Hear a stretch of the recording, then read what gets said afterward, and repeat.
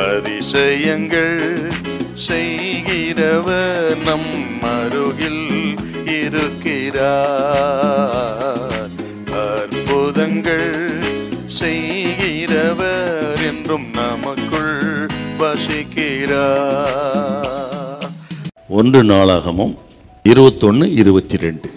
அப்பொழுது தாவீது ஒர்னானை நோக்கி, இந்த களத்தின் நிலத்திலே நான் கர்த்தருக்கு ஒரு பலிபீடத்தை கட்டும்படிக்கு அதை எனக்கு கொடு.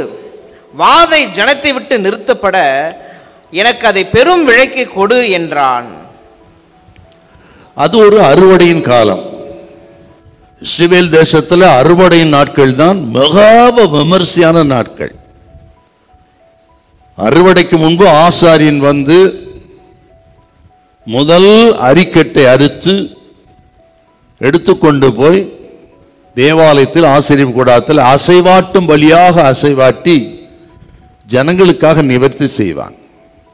அதன் பிறகு முழு தேசமும் ஒரே நேரத்தில் அறுவடை செய்வார்கள். அவ்வளோ மகிழ்ச்சியா இருக்கும். இஸ்ரவேல் தேசத்தில் அறுவடை நாட்கள்ங்கிறது புகழ் பெற்றது, விசேஷமானது. அப்படிப்பட்ட அந்த அறுவடை நாட்களிலே இந்த ஒர்னான் என்கிறவன் தன்னுடைய நிலத்தில் போர் அடிக்கக்கூடிய களத்தை வைத்திருக்கிறான்.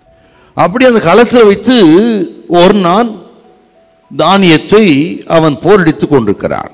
ஒரு விசேஷமான மகிழ்ச்சியான நேரத்தில் தாவீது வந்து கேட்கிறார், அந்த நிலத்தை எனக்கு தாரும். ஏனென்றால் காத்து தீர்க்கதரிசி மூலமா சொல்லிருக்கார், நீ போய் பலியிட வேண்டும், இந்த இடத்துல கர்த்தர் இடத்தை காட்டி அங்க போய் பலியிட வேண்டும் என்று தாவீதுக்கு சொல்ல தாவீது வந்து கேட்கிறாருங்க. அப்படி கேட்டுத்தான் இந்த ஒரு நேரத்தை வந்து கேட்கிறார், நீர் அந்த இடத்தை எனக்கு தர வேண்டும் அப்படின்னு சொல்லி. அப்படி வந்து கேட்கும் பொழுது இவன் மறுக்காம கொடுக்குறாங்க.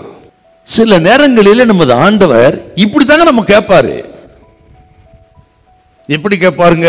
நமக்கு விலையேற பெற்றதாயிருக்கிறதை, கொடுக்கவே இயலாததை, முடியாது என்கிற நிலைமையில் உள்ளதை, பொக்கிஷம் போல இருக்கிறதை இந்த நேரத்தில் அதை கொடுக்க முடியாது என்கிற அந்த நேரத்தில் ஆண்டவர் கேட்பாரு, மகனே மகளே நீ அதை எனக்கு தருவாயா? அவர் கொடுக்கும் பொழுது வாங்கி கொள்ளுக்கு எவ்வளவு சந்தோஷமா இருந்தோமோ அதை திரும்ப கொடுக்கும் பொழுதும் அதே சந்தோஷம் இருக்கணும். அதுதான் அழைப்பு, அதுதான் தேவ பிள்ளைகளுக்கு அடையாளம். நீங்க ஆண்டவருக்கு மனப்பூர்வமா அவர் கேட்கறத கொடுக்க ஆயத்தமா இருந்தா திரும்பி கொடுக்கும் பொழுது பல 100 மடங்கு திரும்பி கொடுக்கிற தெய்வம். வானத்தின் பலகணிகளை திறந்து இடம் கொள்ளாமற் போக மட்டும் ஆசீர்வதிக்கிறவர். அவர் யாருக்கும் கடனாளி அல்ல. ஆகவே எப்ப கேட்கிறாரோ எதை கேட்கிறாரோ கொடுப்பதுக்கு 100% ஒர்னானை போல நீங்க ஆயத்தமா இருக்கணும். அல்லேலூயா, அல்லேலூயா.